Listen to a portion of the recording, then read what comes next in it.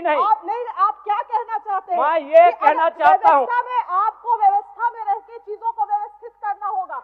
आप इस राज्य को नक्सल की ओर नहीं ढकेल सकते अध्यक्ष महोदय। आप क्या कह रहे हैं अध्यक्ष महोदय? बैठे जयराम जी, कागज भेजवा दीजिए, कागज भेजवा। मेरा कहना यह है कि एक आम व्यक्ति क्यों, मैं कह रहा हूं यह संवैधानिक लोग हैं, मैं प्रशंसा कर रहा हूं सरकार की। क्या मंत्री मैडम एक तो 1 मिनट का समय आप बाधित कर रही हैं, चलिए क्यों बाधित करेंगी, क्यों बाधित करेंगी? आप मंत्री हैं, आपको बीच में रोकने का अधिकार नहीं है मंत्री मैडम। आप रोकने का अधिकार नहीं है। गलतियों को स्वीकार कीजिए, विफलताओं को स्वीकार कीजिए। चलिए चलिए, हो गया, विफलताओं को स्वीकार कीजिए। हो गया, चलिए। मंत्री मैडम 1 मिनट के एक तो हमें समय मिलता है। सरकार का उत्तर, माननीय सरकार का उत्तर, चलिए सरकार का उत्तर, सरकार का उत्तर। आभार आदरणीय अध्यक्ष महोदय। ऐसे नहीं होता है मैडम, ऐसे नहीं होता है। विधानसभा का कुछ परिपाटी होता है और परिपाटी के तहत ही उस सब बात को रखा जाता है। आप कहीं सूचना में इसका हो गया, आपको बता गया, ले लिया मैंने, आपका सूचना ले लिया। चलिए बोलिए जयराम जी, आपका सूचना ले लिया हम लोग। कंफ्यूज हो रहा है, डिस्टर्ब हो रहा है आवाज शोरगुल से। तो चलिए, आदरणीय अध्यक्ष महोदय बहुत बहुत धन्यवाद।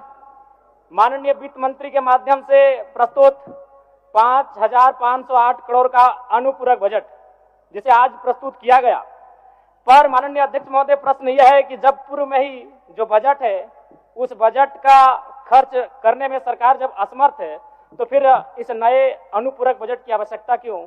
तो कहीं ना कहीं सरकार के इस अनुपूरक बजट पर सवाल खड़े होते हैं। बजट की सार्थकता तभी सिद्ध होगी अध्यक्ष महोदय जब पूर्व में जो बजट हमारे पास है उनका हम लोग ठीक से खर्च कर पाए। अध्यक्ष महोदय, इस बजट को चूंकि मूल बजट भी 2 दिनों में प्रस्तुत किया जाएगा, इस राज्य के किसान, छात्र, नौजवान बड़ी आशा से देख रहे हैं और अध्ययन करने के बाद ये मालूम होता है अध्यक्ष महोदय कि किसान का जो बजट है उसमें 1/4 खर्च कर पाने में हमारी सरकार सक्षम है। तो ऐसे में उम्मीद रखते हैं कि जब मूल बजट प्रस्तुत हो उस समय इस प्रकार की दुविधाएं ना हो अध्यक्ष महोदय। और अध्यक्ष महोदय, मैं अब थोड़ा सा एक विषय, सदन के सरकार के एक वरिष्ठ विधायक ने नक्सलियों पर बात किया था और मैं सहमत भी हूं, इसमें पूर्व की सरकार और वर्तमान की सरकार दोनों का योगदान है कि आज नक्सली गतिविधियां इस राज्य में कम हुई है।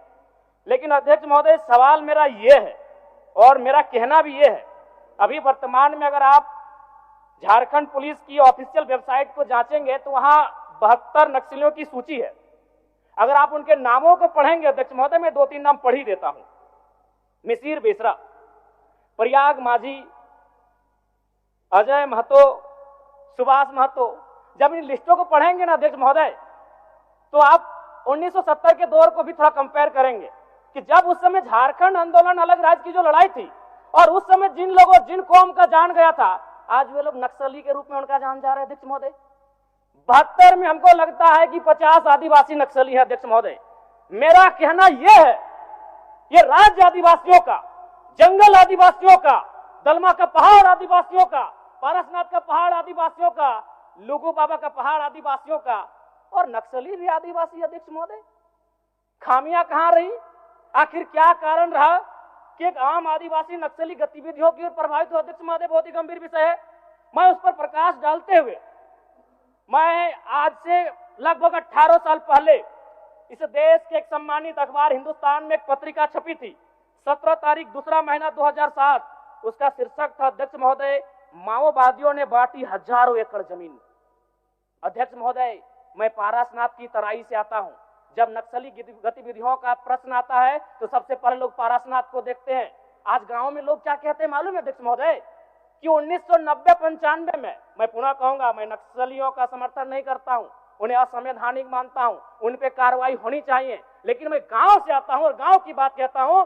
गांव के लोग क्या कहते हैं मालूम है कि जब नक्सलियों का वर्चस्व था, बीडीओ का हैसियत नहीं था 1 रुपए घूस लेने का, सीओ का औकात नहीं था 1 रुपए घूस लेने का, थाना प्रभारी थर-थर कांपते थे।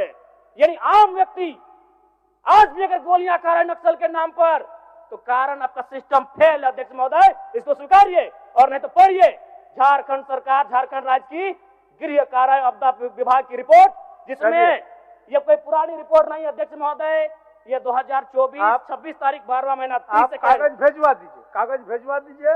12वां समय हो गया है, सरकार का उत्तर होना मैडम, है। मंत्री मैडम चलिए, साधित कागज करें। भिजवा दीजिए।